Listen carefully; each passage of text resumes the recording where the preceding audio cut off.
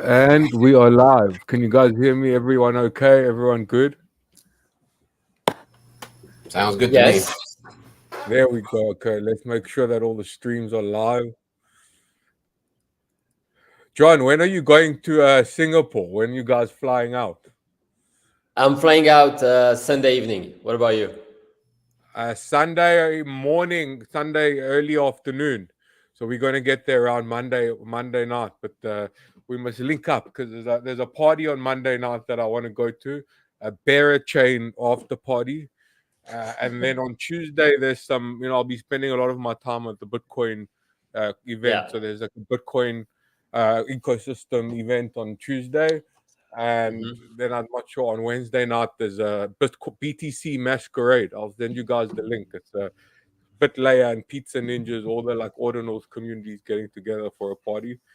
And we'll see. Yes. I mean, I'm excited. There's ice bots and there's smoothie machines outside the conference. It's going to be ridiculous. Yes, send over. There are so many events. We might actually not even cross each other. So I think we need to coordinate. I heard Yeah. there will be something like 7,000 people minimum. Like it's the biggest one, even bigger than in Dubai, which makes it kind of hard to actually do business and talk to people. But let's see. First time in Singapore, so First time, man. To welcome everybody to the show. We are live on 3 stations right now. Yitzy, good morning, bro. What's your shirt say? Just what? You just Dow it. Just Okay. Dow it, baby. Okay. I'm wearing my wife got this for me, and she got my son I accept Satoshi's shirt, and it took me a while to realize that it's Satoshi's because he's a little baby, so it's like a baby Bitcoin. So you So can't that see was the R.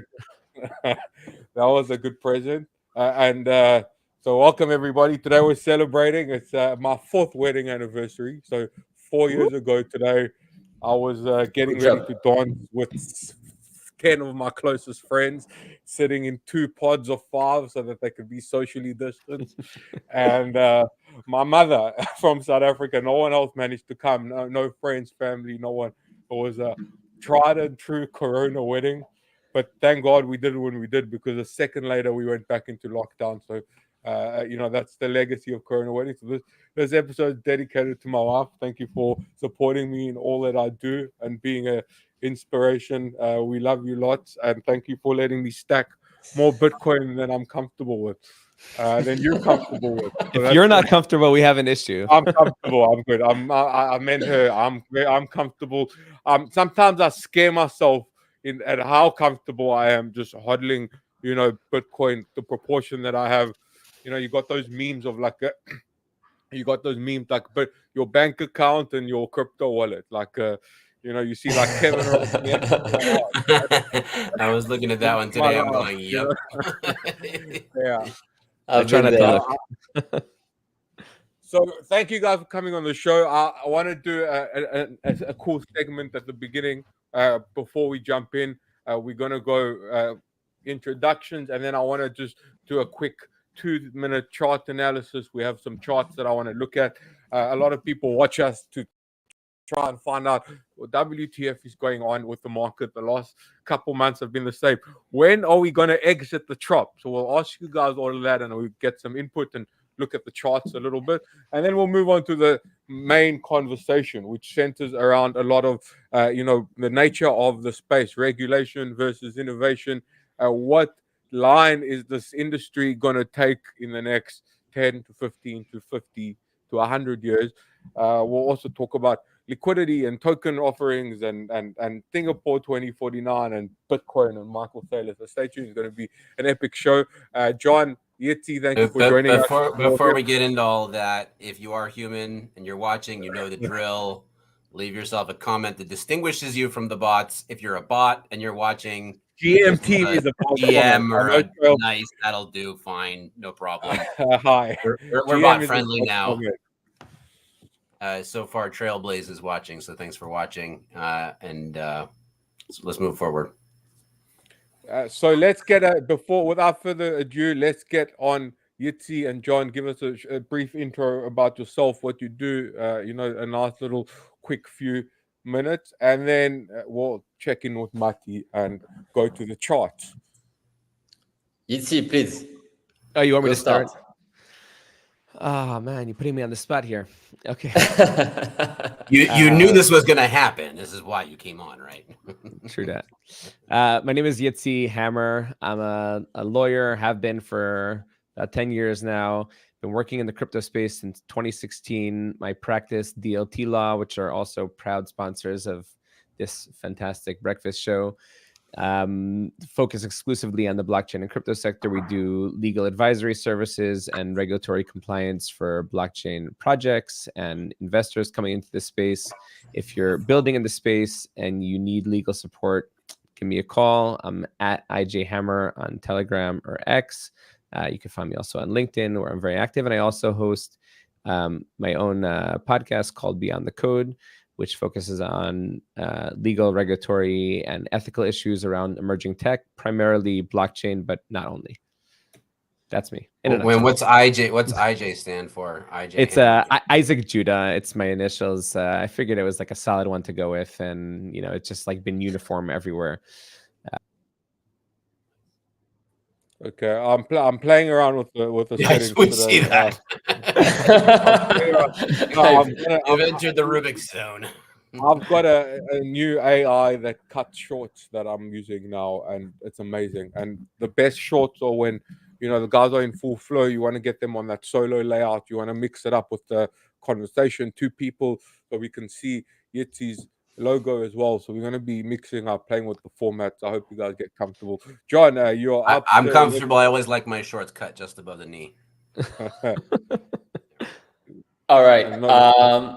So long story short, my name is John Azeroul. I'm French, by the way. You can hear from the accent, I guess. We noticed. All right. Okay, we won't hold it against you. Nothing to hold against me. Are you actually in France right now? No. Okay. No. I'm so you're as French as I am American. I spent most of my life there. I lived in a few countries. I lived in obviously in Paris, in London, in New York. I'm in Tel Aviv right now. So I traveled quite a bit in my life. Basically, I started in TradFi. I spent 6-7 years over there working for banks, hedge funds, brokerage firm. Was kind of my dream when I was a young student. Wall Street, La City in London, and so on. I basically realized that was a very boring environment, right? Which was surprising to me. I didn't like it that much. And I basically discovered blockchain, Bitcoin back in 2014, right? That was actually, was kind of March 2014. Started working full-time in the space in September 2014. No gogs for me. I didn't. Okay. I was still too late there, but I went through all the acts that you can imagine. Bitstamp in January 2015, and all the rest. 2016, Bitfinex, and so on. So it was quite a ride, to be honest. I built 3 startups in the space, so I became an entrepreneur. Obviously, I'm still a finance guy, so I'm also running a fund since 2017. So I have a lot of obviously insights and on the space, and I have very I would say opinion that are very on the edge of what I think we managed to build over the past 10 years. So excited to talk about that. Dudu, you really got to put the comments up as they come in. Dudu, are you still with us? Can you hear me? Yeah, I'm kind of on and off the stop stage. taking people off the screen, man. Like unsuccessful in the mixing. Full screen for a bit. That's fine, but and by the way, so this question was answered in this morning's Quantum Alpha newsletter. So if you're not subscribed to the Quantum Alpha newsletter, what the heck are you waiting for? It's $12 for an entire year. If you can't afford that, you really shouldn't be in crypto. So go to QE.finance. It's the first link on the page, Quantum Alpha Club. Subscribe there. You're getting the newsletter. And that question was answered in full detail. You're talking about the Trump versus Kamala question. You didn't read it either. Great. Fork up the $12, man. Come on. No, I mean I'll get the email, but Dudu's on it for free. He's part of the club. He's part of the quantum economics group. So really no excuse. Yeah, I didn't see it, but we will get a recap from you. Hopefully, let's hear from Yitzy and take it to the show. What are you hearing from me? I missed the question. Trump versus Kamala. What is your take about it in regards to our industry, noise, or meaningful? This question from one of our favorite audience members and participants. It's one of my favorite questions. I mean, I guess you can call it my favorite question. I have, as issues have become like increasingly heated up here in Israel, I've just kind of like disconnected from reading the news. It just makes me too sick. But I've been completely obsessed with what's going on in the United States, and I think it's it's frightful. Whatever the outcome is, it's going to be a shit show post November. And I mean, obviously, I'm not even talking just about our industry, but as far as our industry is concerned, I think it's very clear that Kamala either doesn't have a stance on crypto, or if she does have a stance on crypto or on anything, that it's probably not it's not a very bullish one. Trump, on the other hand, has been very vocal in his support for crypto. He might be pandering, but even if he is slightly pandering, he now has some kind of a personal interest. I saw that recently his 3 sons launched a blockchain project that he was throwing himself behind. So I think it's fair to say that definitely Trump will be better for our industry. He's an notoriously unpredictable guy, so he can go in any direction. But I think it is certainly a bit better than a Democratic win, and it could even be like really, really good. Yeah, I'm more. I would be more extreme, basically, on the answer. I think this is a very, very important turning point for the entire industry. Like, after 2022, basically, all the things that happened there, and Gensler and regulation, right? I think Trump might actually bring a new wave of interest into this space, and also a new wave of innovator and entrepreneur that, as of today, are just not comfortable to do anything in this space, right? Like, it's actually where, if you want to launch a token these days and you're in the US, right, you would think maybe 10 times before you would actually start doing it. And if you just look at the altcoin market since basically the past 2 years, you can see that this thing has not recovered at all, right? Like, since January 2023, it was basically only a Bitcoin play. If you look at dominance compared to over coin, like, the only thing to do over the past 2 years was actually buy Bitcoin, and that's it. Like, that was the only trade most of the time, right? Obviously, you have some hot potato game where things goes up, things goes down, but over the long run, Bitcoin was the trade, at least for the past 2 years. Now, I do believe that if Trump pass, then I think there will be a new wave of interest for altcoin, and the market will start recovering. If Kamala pass, on the other end, then I think we are good for I think it's going to be tough for all of us. Even Bitcoin wise. So it's extremely important. US is the #1 market in crypto in terms of money, in terms of orders, and I think this is going to be a turning point in November. So watch out. For those of you keeping count, what's your Republican representative to Israel? Might be Greenspan. Yeah. For those of you keeping count at home, we've got 3 bot comments so far and 1 human comment. So if you are human and you're watching, you're losing. So make sure you comment and make sure that it's discernible as a human so that we can understand that you're not a bot. And if you are a bot and watching, the words that you're supposed to type into the comment section are, "This is the most awesome show on the internet," and then push the retweet button, because that's how it goes. Yes, I am a ambassador for Republicans abroad, Israel chapter. So if anybody's looking to get involved, vote, donate, I'm very happy to assist with that. Yeah, I don't even know. It's not even a question at this point, really. Like Kamala Harris wants to appoint Gary Gensler as her Treasury Secretary, and Trump wants to fire him. So anybody who's been following along at home understands this, but understands that Trump is certainly the clearly better for Bitcoin and cryptocurrencies. The difference is, and what people aren't always looking at, is that Kamala just doesn't like markets in general. She hates markets. She hates financial markets. She wants to tax the wealthy. She wants to tax the corporations. She wants to tax unrealized gains. It's just not these just are not things that are conducive to general market behavior. And then I just remember, the S&P 500's reaction when Trump won his first election. It was just basically a big giant old green dildo candlestick. Because Trump likes business, he likes innovation, and he has been very good for the economy, very good for markets in general.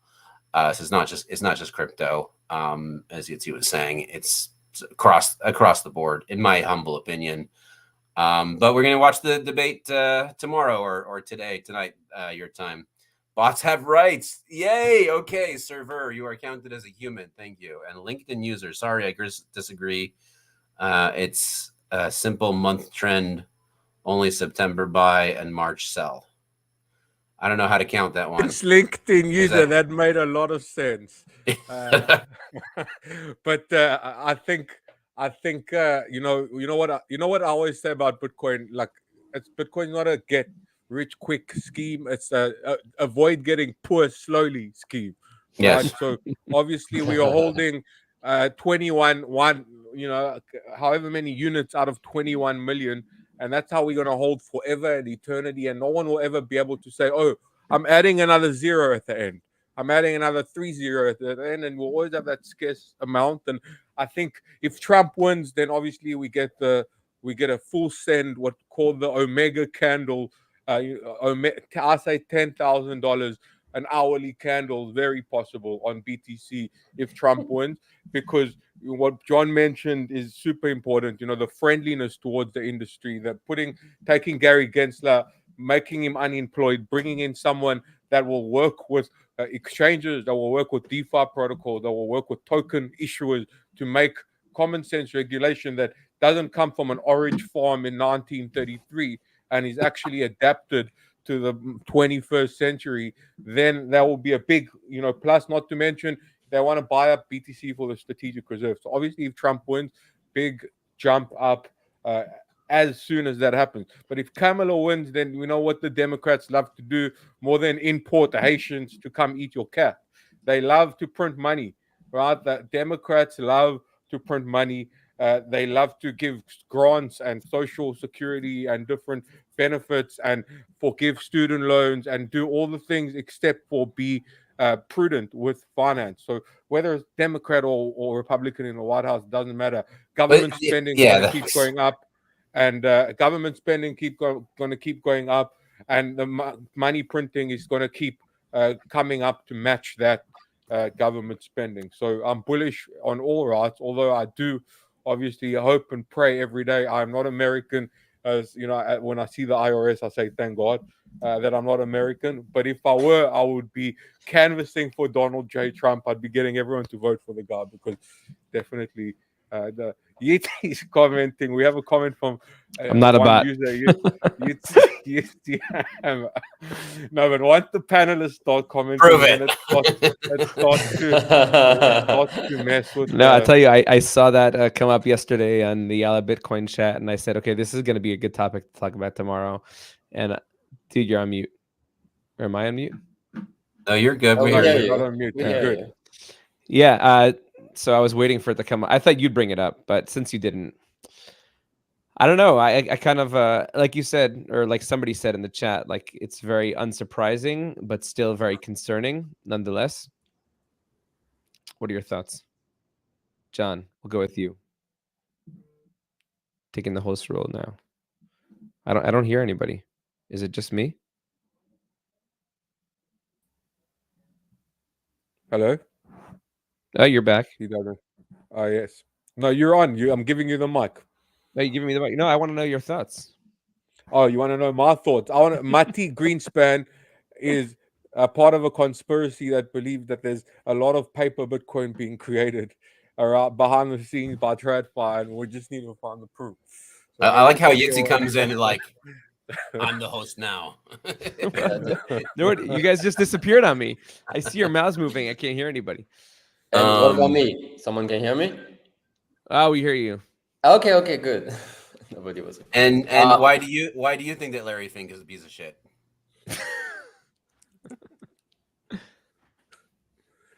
No.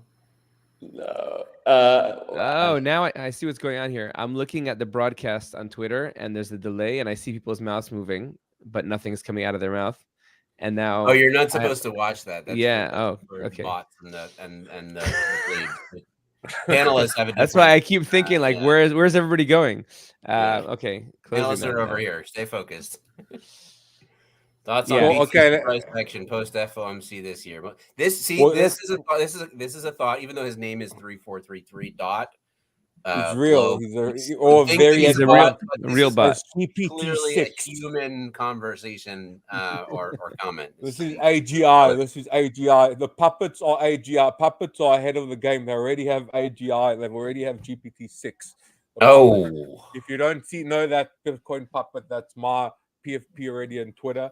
I bought I've had a puppet for almost a year. I call the buddies, like, if you hold it for 2 years, then you can tax it if you sell it as an art object, whatever. And, lo and behold, almost a year has passed since I got my puppet.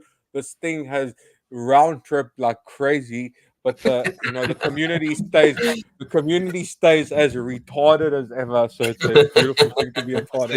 So you're in good company. So and Trailblaze also mentioned 50 basis points more likely. Thank you for bringing it. Oh, Dudu, good job. You're putting the. So let's get that. Let's start with this. What do you think? For anybody who read the newsletter this morning that I wrote with my entire team at Quantum Economics, we had like 5 of us. Well, not my entire team. We had about 5 of my best analysts on the phone with me, writing this thing on a weekly basis. Well, bi-weekly now. And it's available for $12, and it was not more than 300 words. So really, like, it's designed to be not taxing on your brain or anything. But literally the way that we see this is that if there's a 50 basis point cut, like and right now there's a 29% chance of that, according to the latest market options markets. If that happens, there is a high likelihood that people will see it as an act of desperation by the Fed. And that would not be good for the markets. People might go, hey, the Fed is actually trying to overcompensate for something. We must be in a really bad situation if they're going 50 basis points after teasing us for a year. And furthermore, I don't see why they would ever do that anyways, because their whole game until now has been to try and talk the markets down rather than acting, because they only have a certain number of bullets in their gun. They can't go below 0 on interest rates. So every time they cut, they're spending a bullet. So why would they spend 2 bullets out the gate? Rather, it would make a lot more sense for them to cut by 0.25%, which is the normal move and what the market is expecting them to do. So I think at this point, 0.5% is extremely unlikely. Anything is possible, and especially after what happened, the debacle in Japan, where they surprised the markets and did something the markets weren't expecting, and everything fucking shat to bed. I believe that the Fed is going to be extremely cautious this time around. In 7 days' time, for those of you in Israel, I believe we're going to see a 25 basis point cut. It's just the most likely outcome. Anything else would be pretty silly at this point. Cool. Thank you all for your questions. We haven't even started the show, and we've already taken all your questions. So keep We're halfway through. What are you talking about? I know, that's what I'm saying. We haven't started. When do we start, Dudu? When does it start? I don't understand. We haven't started the main event, the main course about. I want to kind of get to the. I'll do the charts at the end. because Hi, we're shalom aleichem. neck deep in it, and Put we yourself want to on get mute. to the. Yeah. We got Yitzy here over here, who's on a mission You here, go pimp it, working. it. So we want to get to the main discussion of today, and that is around regulation, innovation, and how the two kind of line up, and whether is blockchain, is crypto, is that anti-establishment, kind of tech, or is it just a nice upgrade on existing systems to help banks transfer money between each other, to help governments launch CBDC. It's a good model for a supply chain. Like, what the ethos? Is there an ethos behind it? Because Satoshi Nakamoto, he launched Bitcoin. I mean, we all know Satoshi Nakamoto launched Bitcoin from a cypherpunk mailing list. It was a completely anti-establishment, privacy-preserving technology where set to circumvent overreach from establishment like government and corporation, multinational organizations. But however, today we're seeing the ETFs, BlackRock getting involved, central bank digital currency, and we're seeing a larger shift toward the institutionalization of blockchain, Bitcoin, crypto. And for me, I think I like to think that we should stay true to the original ethos of Satoshi in all that we do. And obviously, there's room for us to play with the institution to kind of coexist with the establishment. And if Bitcoin is to really have an impact, it needs to somehow learn how to coexist with these establishments. But Satoshi's dream remains the same, and about the self-sovereign individual, about empowering privacy, empowering property rights, and giving us an exit from the overreach of these institutions. So that's at least how I feel. That's how I felt for a while, and I was working for a while in the more institutional side of it, and I realized that the guys we've lost our way, as John would tell me sometimes, and we need to get back to the ethos of Satoshi. So I want to open the floor to you guys. What do you think about the regulation versus innovation sort of dichotomy, the tension between the two, and how do we sort of create a third way that combines them into something productive and beneficial and sort of net gain for humanity? We'll let our guests go first. Yeah, John, go ahead. All right. So first of all, and unfortunately, I feel like 10 years in this space made me a little bit cynical sometimes, because I've seen too many bad things, right? When I started in this industry, what truly amazed me was, the simple fact that you can actually send money to anyone in the world just with an internet connection, and that the guys on the other side of the planet actually receive the money you send, right? So that was kind of the thing that blew my mind, and I say, okay, that's what I want to do with my life for the next 10, 15, 20 years, right? But this thing became obviously a way to, make a lot of money, right? So speculation is something that is entirely part of this industry. Like, it's definitely hard to dissociate the benefit of the tech and kind of why we're here from the fact that, hey, I just want to make money and that's it, right? And that's going to change my life and fuck everything else. Okay, so you have this antagonism in the space that is really hard to reconcile. Now, Bitcoin is the only apolitical, amoral, decentralized system, right? That's the only one. That's the protocol that remove all the human aspects. I mean, the bad side of humans, right? The greed and so on. And that's what made this value, in my opinion, right? So obviously, the original promise of Satoshi was to build a digital cash, right? So think about a bill, but in a digital version that people can send between them. And obviously, the privacy of it is a big component that Bitcoin doesn't have at the moment. This thing basically transformed into digital gold, right? So actually, what Bitcoin actually became over time is not exactly what Satoshi wanted at the beginning, right? So digital gold is an absolutely fine value proposition. And that also because it can basically hedge you against inflation. And obviously there was a captation from institutions like BlackRock and others, and Bitcoin became basically highly institutionalized. So where are we today, right? Where are we today? We have a market that, we always say we are early, we are early, we are early. I don't think we're that early, basically. Bitcoin is already $1-2 trillion, right? It's not like at the beginning when I was actually pitching Bitcoin at $5 billion market cap and people were telling me like, this thing is not going to go anywhere. We are already at 2 trillion. This thing obviously is going to grow, and you're going to have your 3, 5, 6x over the next 10 years.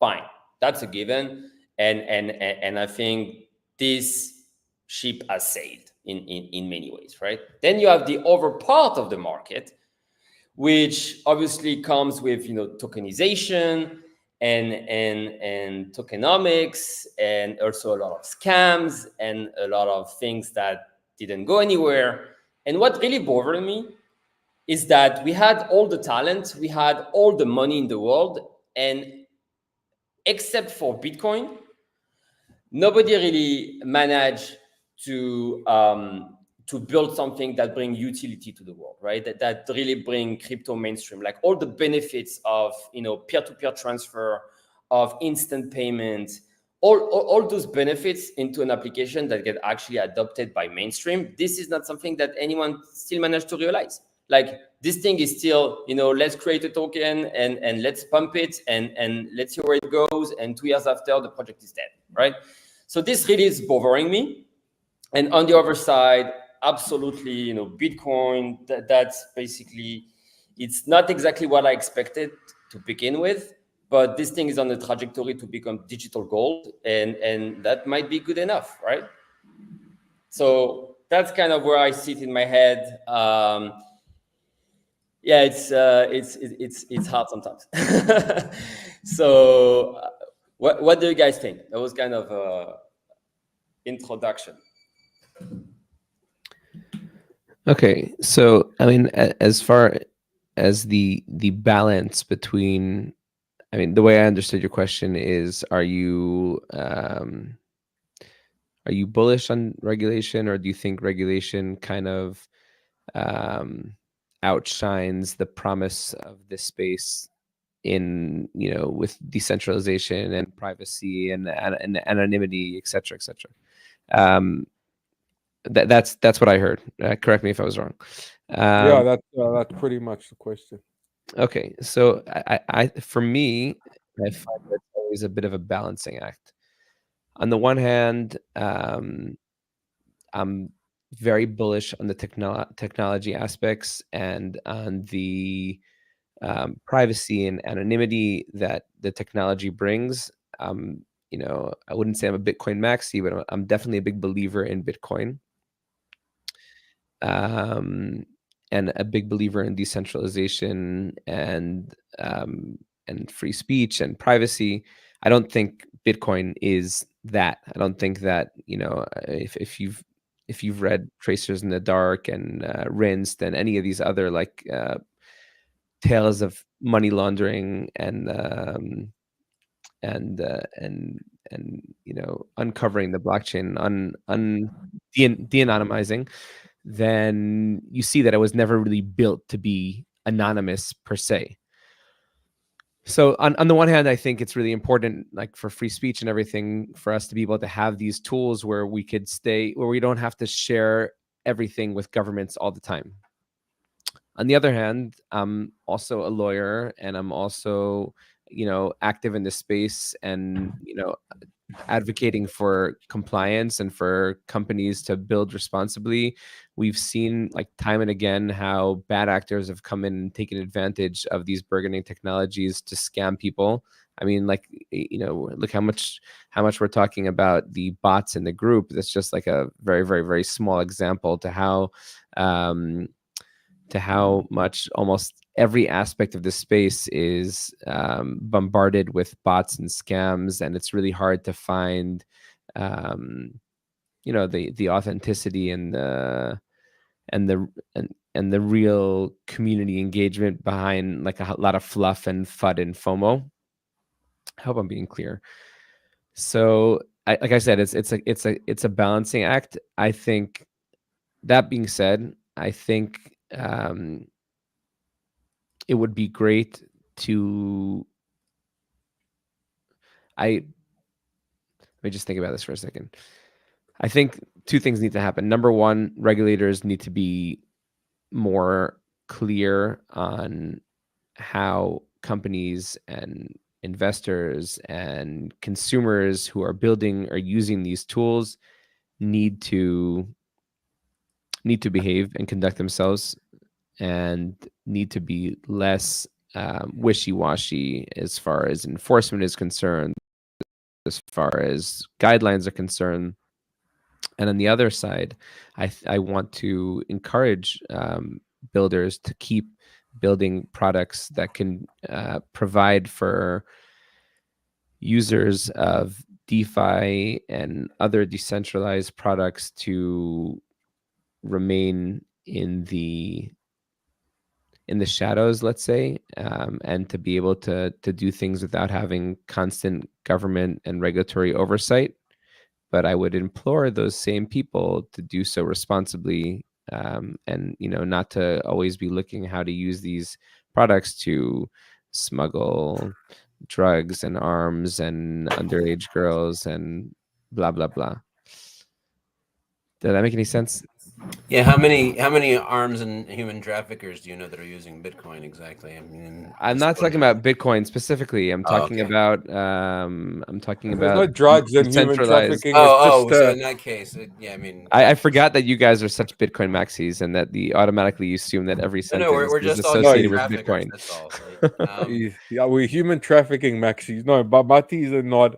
But Mati's the anti-Bitcoin maxi. Every time I tell him there's a maxi coming on the show, you see him get like in a fart mode, like Floyd Mayweather before a big win in Vegas. All right. So you both are wrong, and I'm sorry, but you're both wrong. Okay, and it's very simple. And the question is valid, but the answer is a lot simpler than anybody really thinks. And we can actually go back to find the answer before Bitcoin was been created. There's a clip, very famous clip of the economist Milton Friedman. He's actually a hero of mine. Anybody who hasn't spent a few hours watching Milton Friedman videos on YouTube, I definitely recommend that wormhole.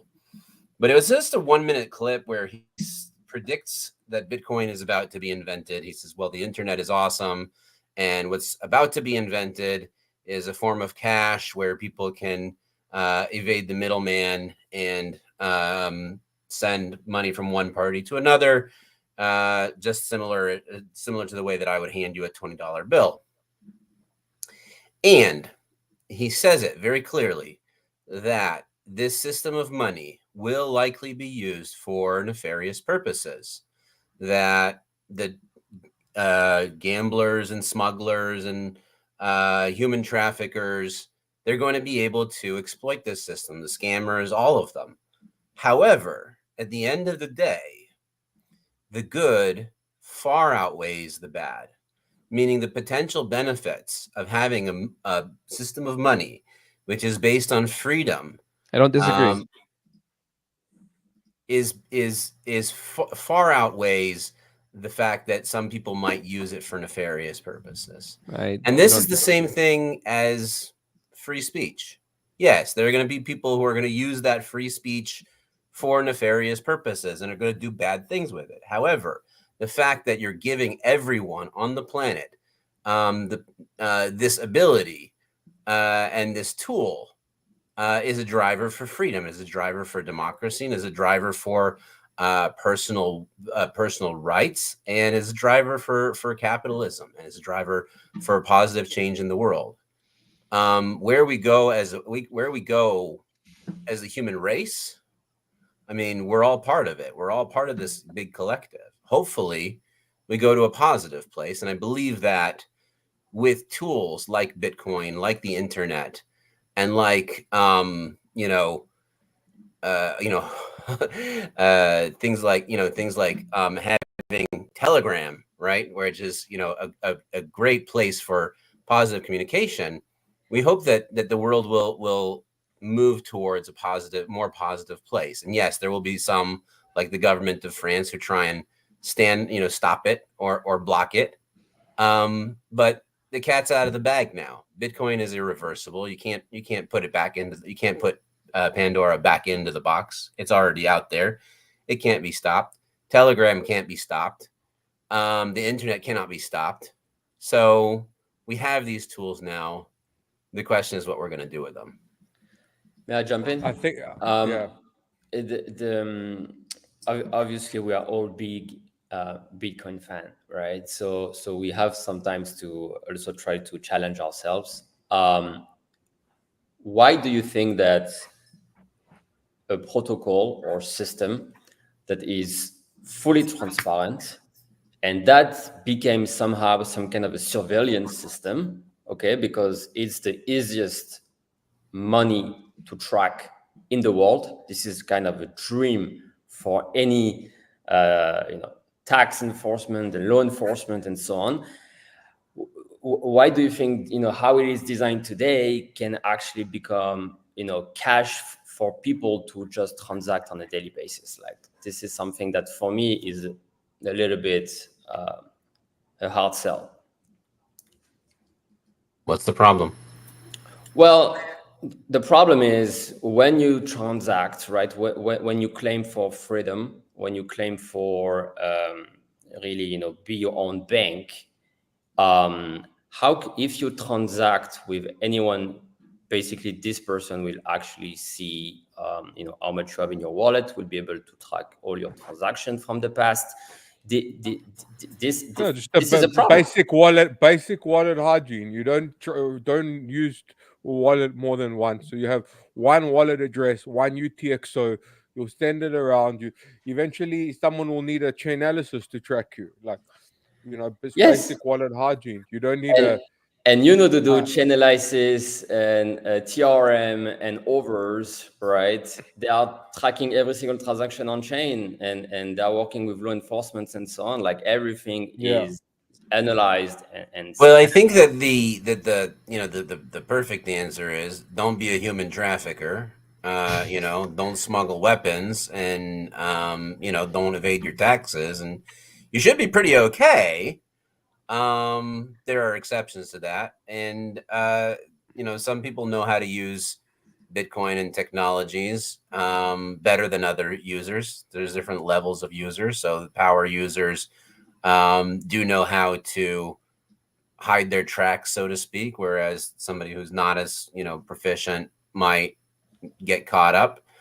But that's wholly beside the point, because it doesn't negate anything that I've been saying as far as it being a positive tool for change. Some people might use it. Actually, it supports it, right? So some people might use it for nefarious purposes and then get caught. So I think I see that as a good thing. I think you guys are going to human trafficking all the time. First of all, I don't know. That's me. I'm sorry. I got a one track. I never mentioned it. I never mentioned it. Hey, nefarious purposes is honestly, like, I have a best idea. The biggest arbitrage in the world is between the price of domestic help in Israel and South Africa. There's about a 4,000% arbitrage, right? So I always wanted to bring South African domestic workers to Israel to work and like do like a cleaning and whatever. But I was told by some people that it would be human trafficking, so maybe I shouldn't use Bitcoin for that. But human trafficking isn't only nefarious purpose, and this is what I think gets lost in the debate, is that for the Canadian government supporting the truckers that were protesting COVID mandates, that was a nefarious purpose. Eventually, it might be a nefarious purpose to use your money to support the right-wing podcasters or to support Ukraine or whatever the government decides is a political aim right now. Right, anything in contrast to that becomes a nefarious purpose, and then you have the IRS and the FBI and the DOJ and everyone working to enforce. No, I don't agree. I think that there are certain things that they are objectively nefarious purposes. Going back to human trafficking, You had to do it. No, but I agree with you, but I think the unfortunately, government won't only these look for new human these new trafficking. technologies, and it's not just blockchain. It was the internet. It was social media. Whatever new technologies come onto the market. And I highly recommend reading Jeff White's new book, Rinsed, which really like documents this very clearly. Any new technologies that come onto the market, as they go through a process of maturation where regulators and lawmakers struggle to understand them and to create laws that would appropriately reflect their usage, bad actors will always come in and use these first to human traffic, drug smuggle, arms race, and human. I mean, it's the nature of the beast. Now, it's the question is, how do you combat that? Do you combat that by just shutting down these technologies altogether, or do you say no, these technologies actually bring a lot of good to the world, and if policed properly, can bring a lot of good to humanity and to society. So that's where the balancing act is. Do you just say no to everything, or do you find a way to police these things in a way that hopefully humans can use them responsibly? And again, it's unfortunate that the first thing that the first usage is always bad actors coming in and saying, okay, we're going to use this for. Why do you got to say that people are going to have to police it? I mean, every user is their own self-sovereign individual. And I don't believe that we need a police to go ahead and, try and determine what shouldn't be done with the technology. That the technology is here, and every human should be able to use it as a tool. I'm personally of the belief that A, taxation is theft, and B, that governments, almost everything that governments do is wrong. Just their existence in and of itself is problematic. And you'll get to this conclusion too after a few hours of Milton Friedman on YouTube, I promise you. Is that a bot or a human? Yeah, that is a bot, sir. That is a classic bot. My BP address, sir. He posted his address too, which is great. But you gotta post some of these other comments from Myraj Zafar. I think this is probably the most brilliant comment of the day, right? Myraj Zafar. Please. In any case, the guys begging for it's. I do feel generous today, but I'm not dropping you any BNB, my friend. I'm sorry about that. Maybe if you add a bit more why you need the BNB, whatever, give me a story, make it like sell me, just don't tell me. He did. He said medicine. I saw it. He clearly said medicine. He said medicine. He did. He said medicine. You lost everything in this. Let us get. Send me your medical bills in the DM, dude. Send me your medical bills in the DM. If they look authentic, I'll help you out. The point is that we were talking about BlackRock, okay? And this is where this whole conversation comes home, right? So we're not talking about human traffickers. We're not talking about the smugglers and the crime lords that are using it. We're actually talking about the biggest crime lord in the world, which is the BlackRock organization. Okay. Yeah, the government and BlackRock, because yeah. So they're not, and if you heard RFK's recent comments about about BlackRock, you understand like they're not even trying to hide it anymore. It's like they're clearly just got caught with their hand in the cookie jar, and they just don't give a shit. So literally, Satoshi Nakamoto knew all of this before ever creating Bitcoin. Okay, this wasn't a surprise. Oh, what if the institutions adopt it? Should we then abandon ship and say, okay, but this Bitcoin experiment is not cypherpunk anymore? No, the cypherpunk roots still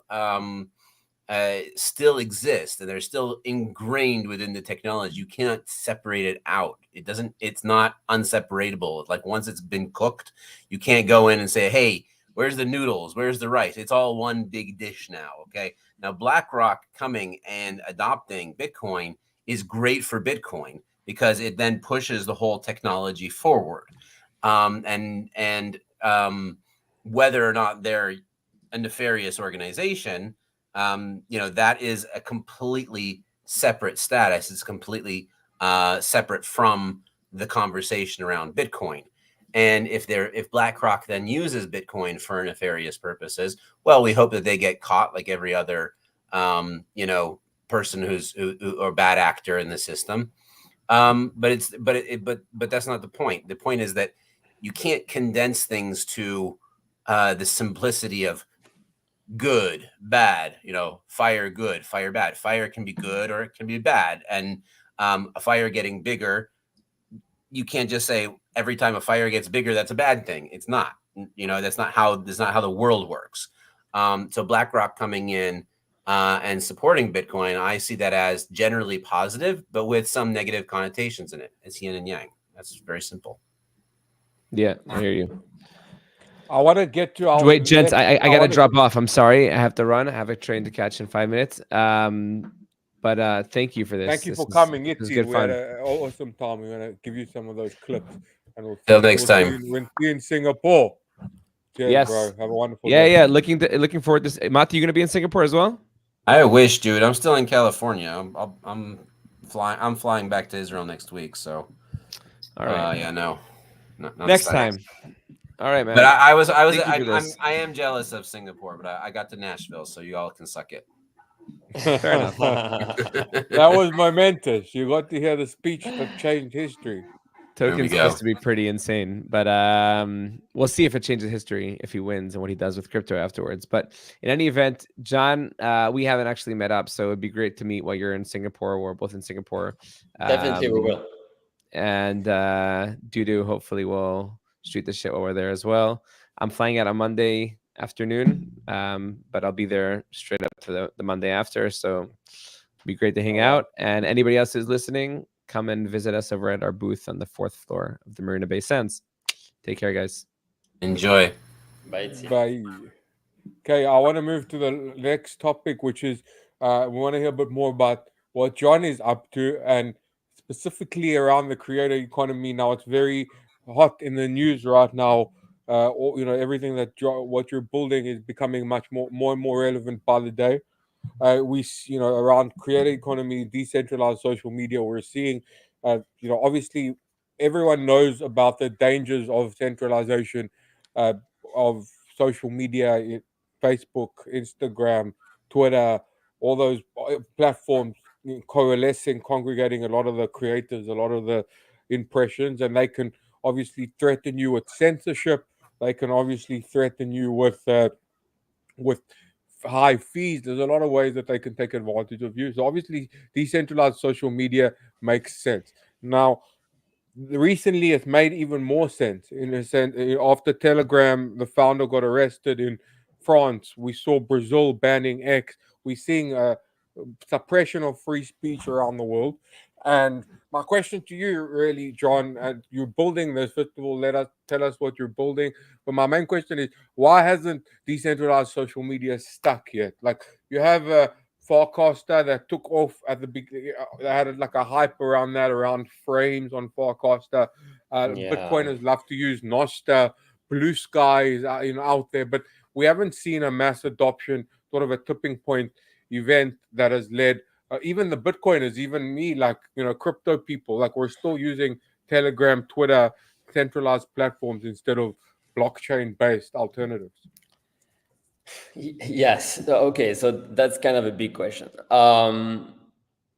Okay. Let's start by what I'm building and basically where I'm coming from.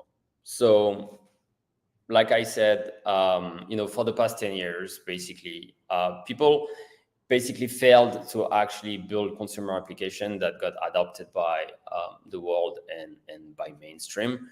I think there are different reasons for that. The first reason was obviously the tech was not there. The blockchain wasn't scalable. You had to deal with the volatility of the coin, and also the ability to create a wallet was actually a hurdle that most of the people could not actually handle. Right, so those was the issue, the infrastructure layer.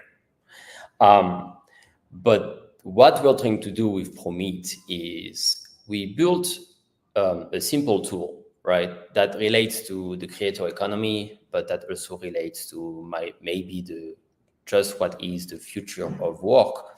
That is a simple tool to let anyone in the world with an internet connection basically can start monetizing his time in basically just 2 clicks, right? So let's say you're someone that, I don't know, selling coaching session or wants to do a live show or whatever. There are basically billions of different use cases you can use this tool for. If you want to actually earn and make money from an audience that you know, or maybe you don't know, there are not in the market today simple tool that lets you do that. Most of them will ask you for a complicated onboarding process, and you will have to plug basically a PayPal account, and it will take you 3 weeks to actually start monetizing. And finally, all those platforms, because they are centralized, you are going to face very high fees in the middle, and your payment will happen only 2, 3, 4 weeks after, based on the platform goodwill. So you have all those friction basically for something that should be extremely simple, right? I want to monetize my time. There are people that want to see me, that want to pay for my content, and I don't have a simple tool to be able to do that. Okay, so now you understand where I'm coming from, because I'm not coming from the tech. Okay, I'm actually coming from the problem, because we always say, blockchain is a solution looking for a problem. And everybody do blockchain, but they are not really looking at what problem they're trying to solve. So this is the problem we are trying to solve. Now, only after we define the problem, we can understand how actually blockchain can actually solve that. Okay, and how blockchain can solve that is very simple, because this is all the primitives of what made me so interested in Bitcoin in the first place 10 years ago. Right? So what was really missing is really suppressing the hurdle for mainstream to be able to use a blockchain product, okay? But by giving them all the benefits of the blockchain. So when you get to Promeet and you actually want to start a paid session, you don't have to connect a wallet. You don't have to create a wallet.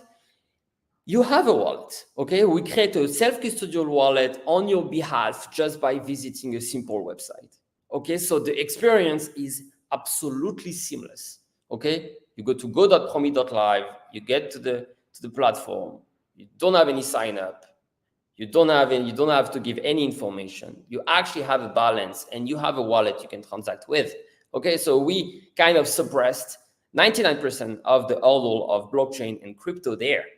Okay, and then the benefits are clear. The benefits are, when I finish a session, I get paid instantly. There is no waiting. The benefits are, I want to start a session in 30 seconds. I can go for it. Okay, I don't need to have anyone's approval. So we try to build to take a problem and try to solve it with blockchain in a way that makes sense. Now, if you talk about decentralized social media, it's a little bit a different play, okay? Because we're not a social media, we're just a tool that lets people monetize their time very easily. If you look at decentralized social media like Friendtech and Farcaster, and I don't know if you guys saw, Friendtech shut down. It was yesterday or 2 days ago. Did you see? Yeah, they set the thing to 0 and they just fucked off. What happened there? So what happened there? I tell you what happened there. But I tell you what happened there. What happened there is what happened when you make a token in the middle of a product that basically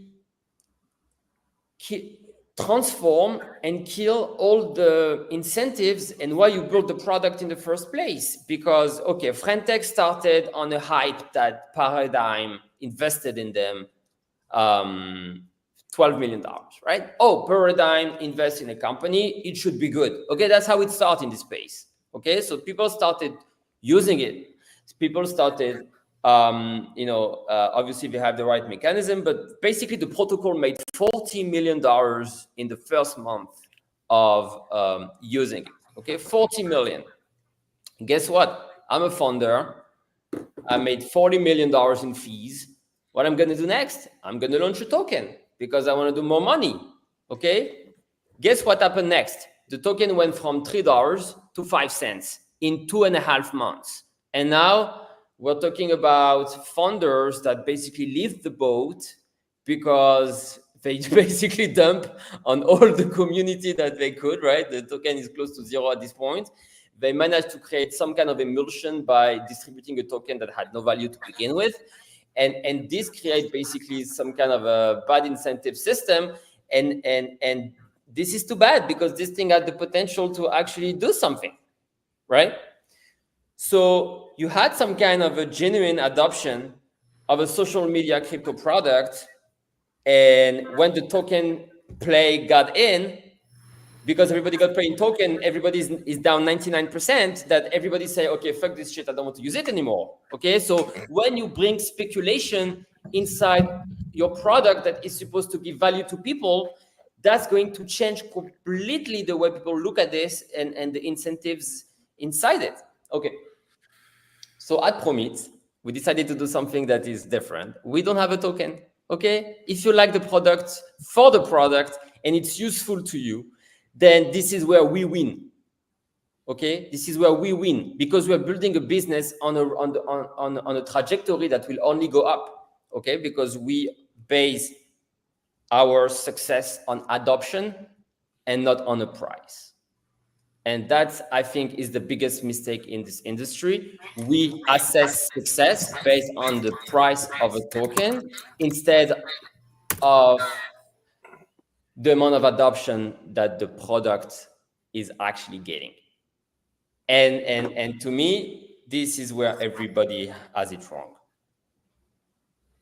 Thanks, Sean. Thank you for your amazing insights, and that Frentech story is really something. It's just when you think that you've seen all the scams, another one pulls out, because it was very, fantasy top and Frentech they had massive hype, and they could have easily built, carry on building, roll out features that people want, try to catch another trend, something with politics, something with sports, and try and find a product market fit. They found product market fit, and they threw it all away because they managed to exit. They got their exit.